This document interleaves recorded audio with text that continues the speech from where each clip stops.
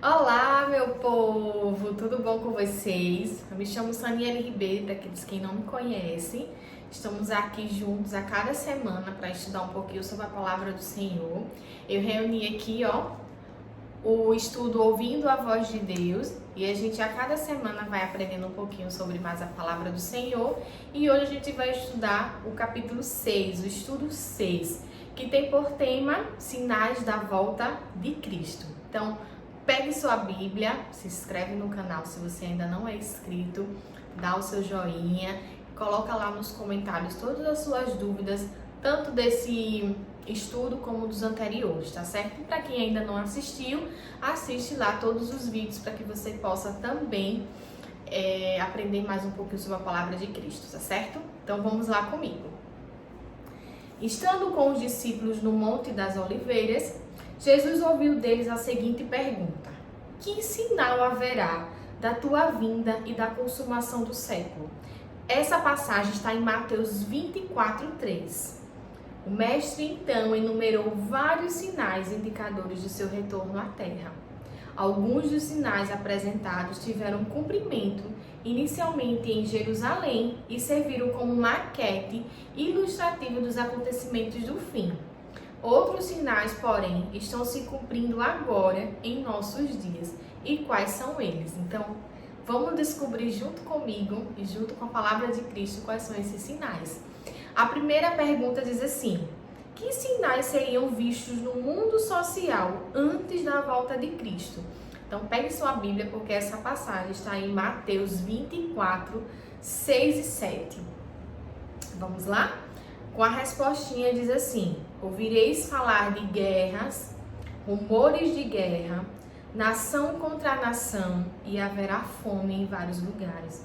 No fim dos tempos, a sociedade seria caracterizada por traição, ódio e muitos males. Então, essa passagem está também em Mateus 24, 10 e 2 Timóteo 3, de 1 ao 4.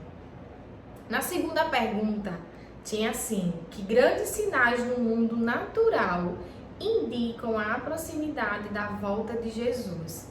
Mateus 24, 29. Vamos lá? O escurecimento do Sol e da Lua, que foi em 19/5 de 1780, e a queda de meteoros em 13/11 de 1833. Haveria terremotos e outras catástrofes. Esse também versículo está em Mateus 24, 7, em Lucas 21 e 25. Na terceira pergunta tem assim: que sinais seriam vistos no mundo religioso antes da volta de Cristo? Essa é muito importante. Mateus 24, 24 diz assim: haverá falsos cristos e falsos profetas. O engano será baseado em sinais e prodígios. A iniquidade será multiplicada.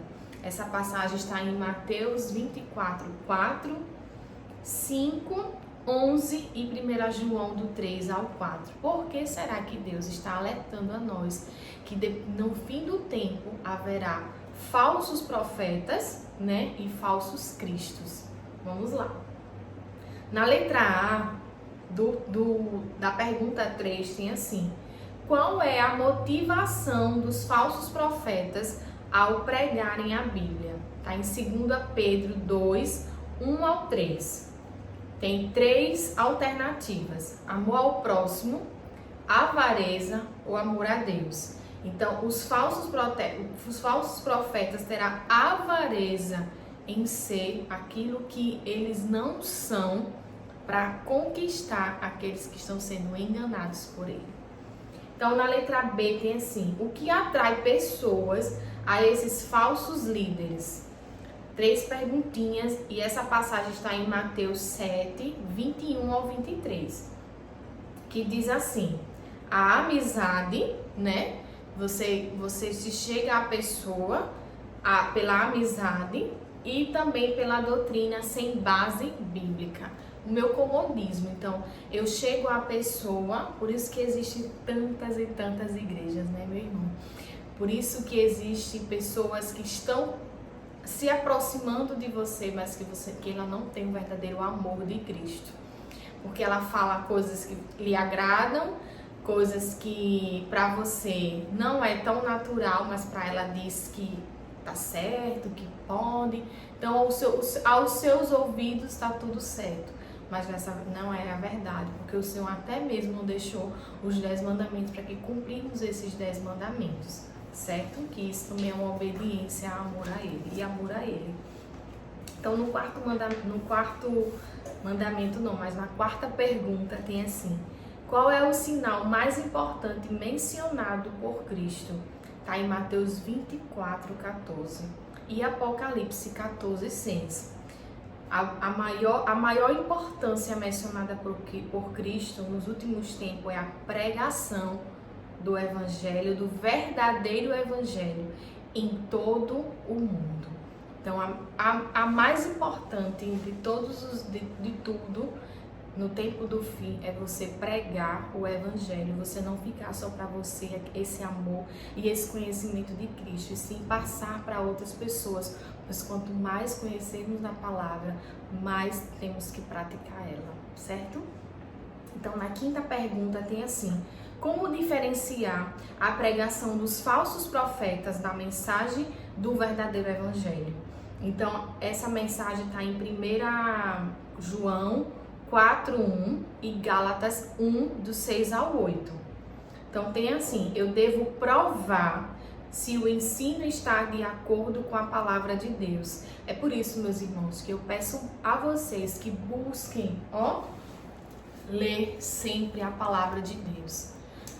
Eu estou aqui falando sobre os versículos, mencionando eles, mas é você que tem que pegar a sua Bíblia. Minha Bíblia aqui é toda marcadinha, porque eu preciso também mencionar aqui no nosso estudo, também faço algumas mensagens e estou sempre aqui estudando, meditando na palavra do Senhor e especificando para saber se aquilo que eu ouvi está condizendo com a palavra de Cristo. E na sexta pergunta diz assim: por que Deus ama, por que Deus manda provar o ensino dos profetas?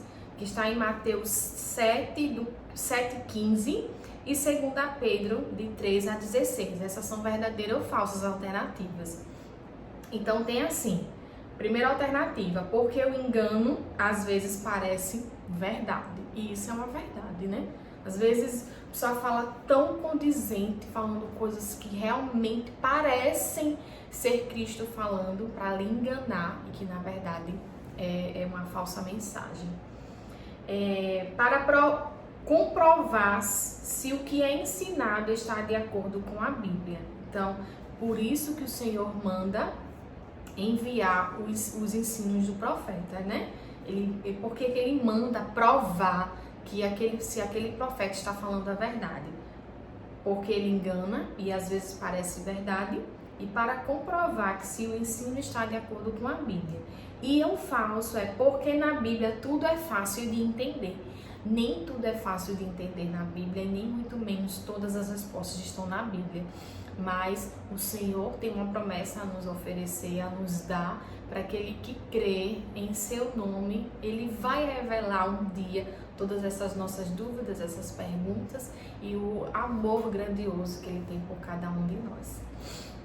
A sétima pergunta: como saber se uma doutrina é verdadeira? Está em João 7:17, Isaías 28:10 e Lucas 24:27. Meus irmãos, é muito importante você estar com a Bíblia de vocês para que vocês possam ler esses versículos que eu estou falando aqui, para saber se está condizendo realmente com o que a gente está estudando, certo? Aí tem também falso ou verdadeiro, 3 perguntinhas. Como saber se a doutrina é verdadeira? Então tem assim: a doutrina deve estar de acordo com toda a palavra de Deus. Isso é verdadeiro. Falso: ela deve ser baseada em um só livro da Bíblia ou só no Novo Testamento. Toda a Bíblia, desde o Antigo ou Novo Testamento, é para os nossos dias atuais. Não quer dizer que, porque o Senhor falou para os judeus, o Senhor falou para os israelitas, o Senhor falou para aquele tempo. Não, meus irmãos. O Senhor nos falou para que a gente possa obedecer desde o início ao fim. Ninguém tem autoridade de colocar um ponto ou uma vírgula na Bíblia.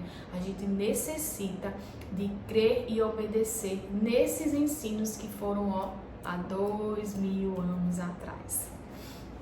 Então, a 8ª pergunta diz assim: se os sinais estão se cumprindo, por que Jesus ainda não voltou? Olha que pergunta, é muito interessante. Está em 2 Pedro 3,9. Por que será? Porque Jesus está sendo misericordioso para que ninguém se perca. Ah, mas eu sofro, eu gostaria muito, essa promessa tá... Não, o Senhor quer que todos se salvam, todos se arrependam, para que Ele venha buscar os justos e também os injustos, tá certo? 9ª pergunta: qual deve ser nossa atitude no tempo do fim? Muito importante também, certo? Lucas 21, 28 e 34 e Mateus 6,33. Nossa atitude deve exultar e erguer a cabeça e buscar a Deus em primeiro lugar. Meus irmãos, eu sei que não é fácil, né? A nossa rotina, nosso trabalho, nosso dia a dia, mas busque nas primeiras horas do dia a palavra de Cristo. Nem que seja 10, 15, 20 minutos. Nunca saia de sua casa ou nunca deixe que o mal entre na sua casa sem que você corte ele pelo mal, né? Como dizem, né? Cortar o mal pela raiz. Busque sempre a Deus para que Ele possa ser o centro do relacionamento familiar, que Ele possa habitar. Abra as portas para que o Espírito Santo entre em seu lar.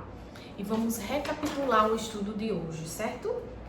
Na recapitulação tem assim: os sinais da vinda de Cristo estão se cumprindo. Um grande sinal que indica a proximidade da volta de Cristo é a pregação do Evangelho em todo o mundo. Dois evangelhos estão sendo pregados, o verdadeiro e o falso. Devemos provar se a doutrina ensinada está de acordo com a palavra de Deus. E no tempo do fim devemos erguer a cabeça e buscar a Deus em primeiro lugar. A pandemia chegou ano passado na vida da gente, né? Isso não quer dizer que chegou o tempo do fim, é chegada a hora, mas a gente não sabe, meus irmãos, qual é o dia, qual é a hora, né? Jesus não é aquele ladrão que vem na sua casa, arromba e entra e invade tudo. Não, Jesus é longânimo, Jesus é misericordioso. Ele precisa que você abra o seu coração para que ele possa entrar.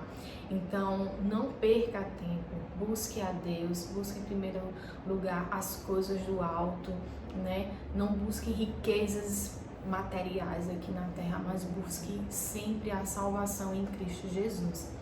Um forte abraço para você, um bom estudo e deixa aqui seus comentários se você tiver alguma dúvida sobre esse estudo.